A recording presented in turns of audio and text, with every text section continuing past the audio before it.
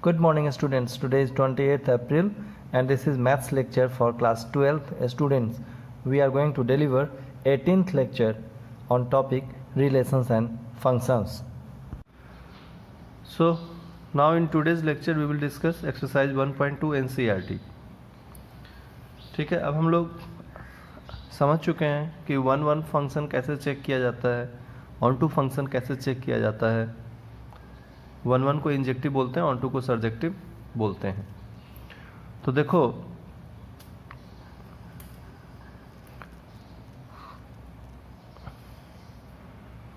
On to function check करने के लिए हम लोग क्या करते हैं, रेंज इक्वल्स टू कोडोमेन होना चाहिए हमारे ऑन टू फंक्शन के लिए। और 1 के लिए तो हमारे पास हम लोगों ने लास्ट लेक्चर में डिस्कस किया है BF3 approach.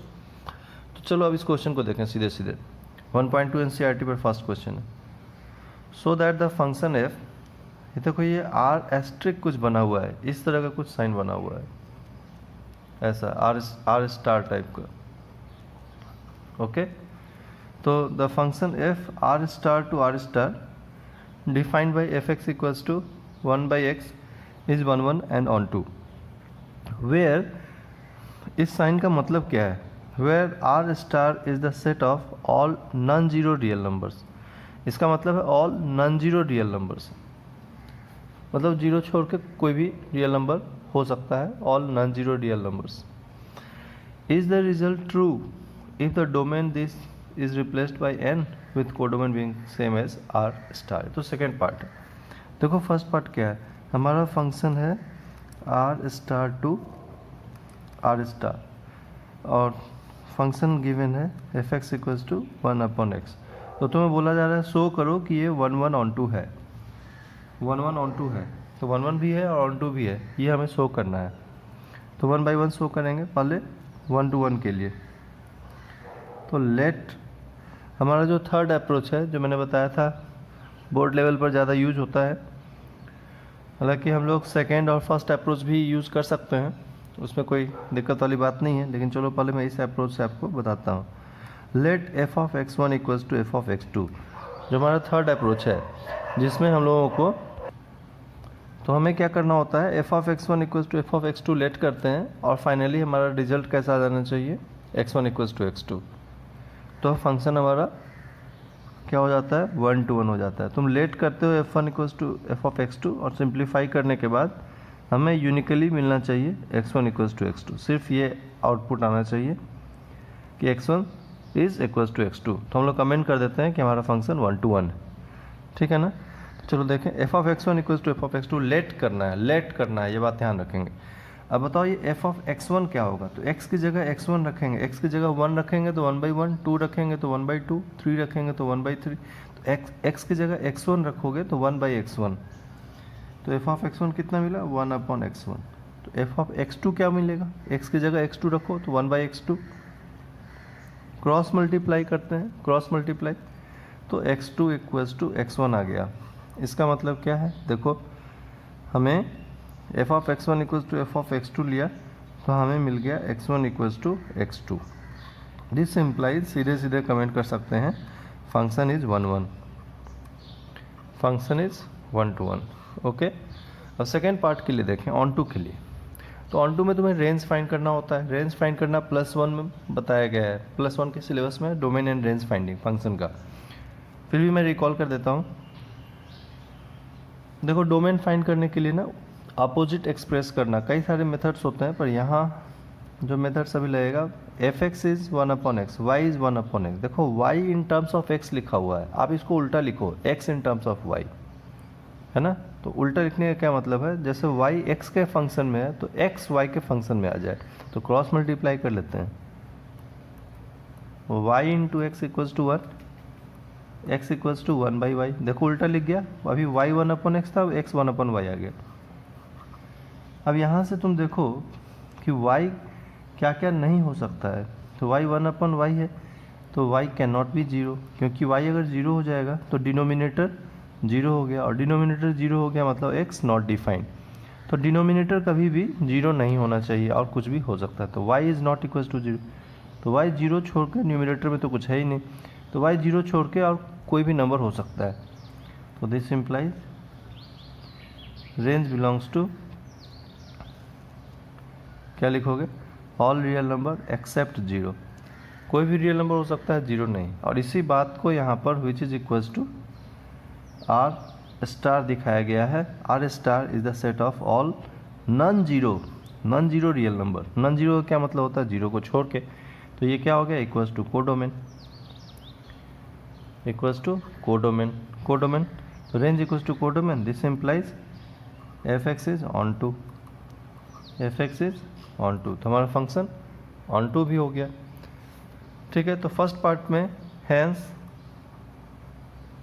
F x is 1 1 onto, hence F x is 1 1 onto, first part का आंसर तो ये आ गया।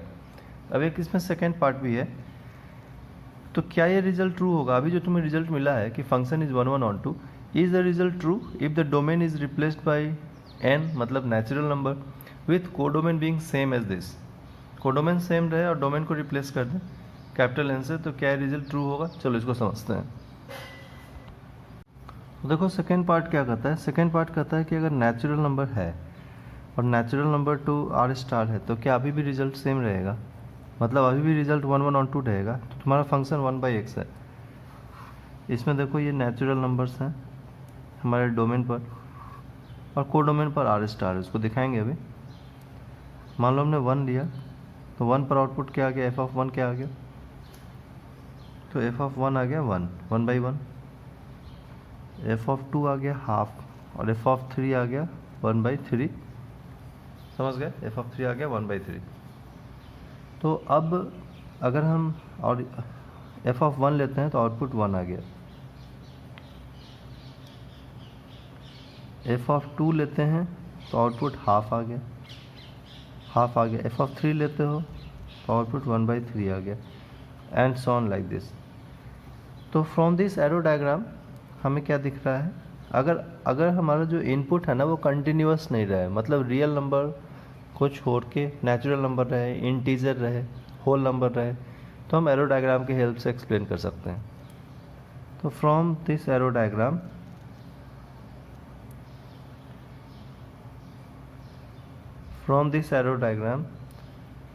हमें क्या दिख रहा है कि all entries of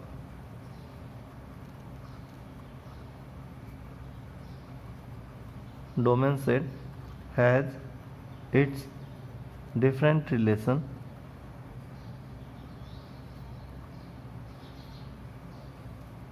in codomain set, has its different relation in codomain set, codomain set में डिफरेंट रिलेशन है। सो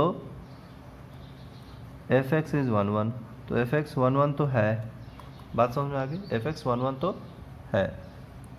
नाउ इसका जो रेंज आ रहा है, रेंज क्या आ रहा है, तो तूने 1 लिया तो 1 आया, हम 1 2 3 4 ही ले सकते हैं क्योंकि नेचुरल नंबर लेना है, 1 है ना, 1 ऑनवर्ड्स, तो 1 लिया तो 1 आया, 2 लिया तो कितना है, हाफ आया, 3 लिया तो 1/3 आया, and so on like this. बात समझ में आ गई, रेंज क्या हो गया, 1 हाफ 1/3 एंड सो ऑन, इस तरीके से आ गया। तो which is not equals to R star, क्योंकि इसमें तो है ना 1 हाफ 1/3 एंड सो ऑन है, तुम नेचुरल नंबर लोगे तो आउटपुट कभी भी 2 नहीं आएगा, देखो आउटपुट कभी 2 नहीं आएगा, 2 आने के लिए हमें क्या लेना पड़ेगा, एफ ऑफ हाफ लेंगे तब 1/2 2 आएगा, है ना। लेकिन आप हाफ तो ले ही नहीं सकते हैं क्योंकि हमें नेचुरल नंबर लेना है, half not belongs to natural number, half not belongs to natural number, है ना। और जब हाफ ले ही नहीं सकते तो 2 कभी आएगा ही नहीं, तुम 3 कभी नहीं आएगा, 1/3 नहीं ले सकते तो 3 नहीं आएगा, like this and so on. So that's why is not equal to this, is not equal to codomain, क्योंकि कोडोमेन देखो कोडोमेन ये है, so function is this implies F x is not onto, F x is not onto, बात समझ गए। तो हमसे पूछा था कि क्या अगर हम ऐसा कर दें, नेचुरल नंबर कर दें, तब भी हमारा रिजल्ट वही रहेगा, तो नो आप लिखेंगे, no this time f x is 1 1 but not on 2. This time fx is 1 1 but not on 2. Okay ठीक है, समझ में आ गया कैसे सॉल्व होता है। चलो नेक्स्ट क्वेश्चन देखें। देखो ये सेकेंड क्वेश्चन है, check the injectivity and surjectivity of the following function. मैंने तुम्हें बताया था ना कि कई बार अलग नेम से पूछा जाता है और बच्चे कंफ्यूज हो जाते हैं, लेकिन मैंने काफ़ी टाइम देके यहाँ पर पिछले लेक्चर्स में बताया है कि इंजेक्टिविटी का मतलब क्या होता है 1 1, है ना। इंजेक्टिविटी का मतलब क्या होता है, इंजेक्टिव का मतलब होता है 1 1 और सर्जेक्टिव का मतलब होता है ऑन 2। तो तुम्हें इंजेक्टिविटी एंड सर्जेक्टिविटी चेक करना है, मतलब 1 1 और 2 चेक करना है इंडायरेक्टली, समझ गए ना। Injectivity and surjectivity the following function. देखो फर्स्ट क्या है, F N to N given by F X equal to x square है। हमारा फंक्शन एक्स स्क्वायर है और एफ हमें लेना है एन टू एन, मतलब domain natural number, codomain natural number. तो तुम तो ऐसे बना लो 1 2 3 4 एंड सो ऑन, और नेचुरल नंबर भी तुम्हारा 1 2 3 4 इस तरीके से है, 5 6 7 8 9, है ना, एंड सो ऑन, ऐसे ऐसे दिखा दो। तो अब if you will consider 1, f of 1, तो 1 स्क्वायर 1 आ गया, एफ ऑफ 2 देन 2 स्क्वायर 4 आ गया। आप एफ ऑफ 3 लेते हो तो 3 स्क्वायर 9 आ जाता है, 3 पर 9 आ जाता है। तुम देख रहे हो कि ये डिस्टिंक्ट डिफरेंट रिलेशन बन तो रहा है, 1 1 तो है, बट क्या ये ऑन, ठीक है। तो सबसे पहले तो हम लोग यहाँ पर लिख लें कि from arrow diagram, from arrow diagram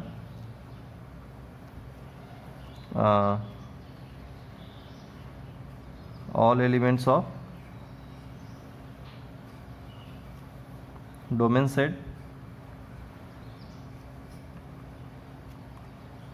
has distinct image in codomain set, has distinct image in codomain set, implies fx is 1 1। इसका मतलब हो गया कि हमारा फंक्शन क्या है, 1 1 है, हमारा फंक्शन 1 1 है, ठीक है।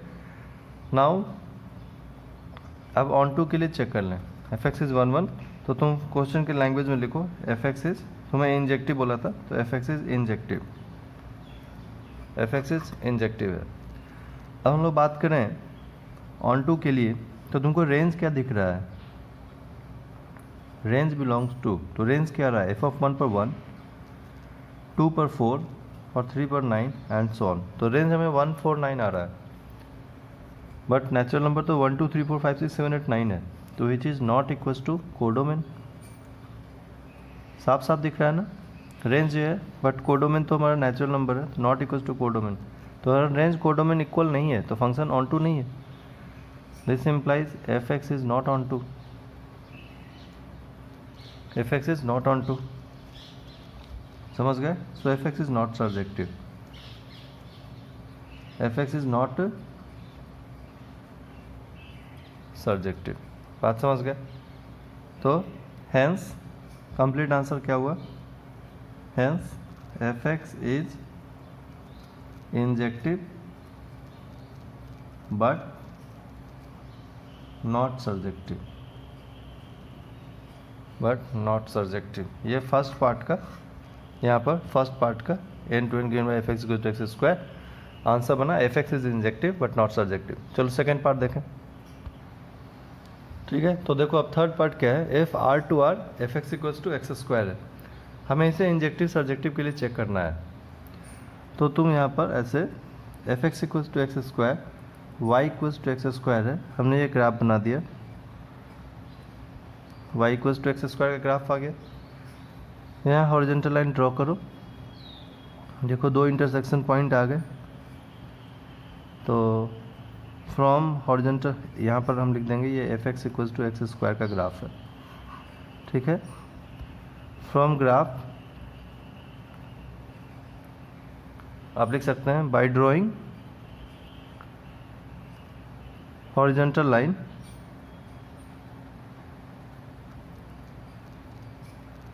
more than one intersection point exists, more than one intersection point exists, more than one intersection point exist है, ठीक है। तो हम बता सकते हैं कि एफ एक्स नॉट 1 1 है। थोड़ा सा और इसको तुम यहाँ अगर 1 दिखा दो, यहाँ -1 दिखा दो, ठीक है ना, और यहाँ पर 1 दिखा दो, तो तुम लिख सकते हो ऑल्सो। वैसे तो इतना ही सफिशियंट है नॉट 1 1 के लिए, लेकिन बोर्ड लेवल पर थोड़ा सा और इसको also f of 1 equals to 1 square is 1, f of -1 function में रख रहे हैं, एफ ऑफ -1 स्क्वायर इज 1।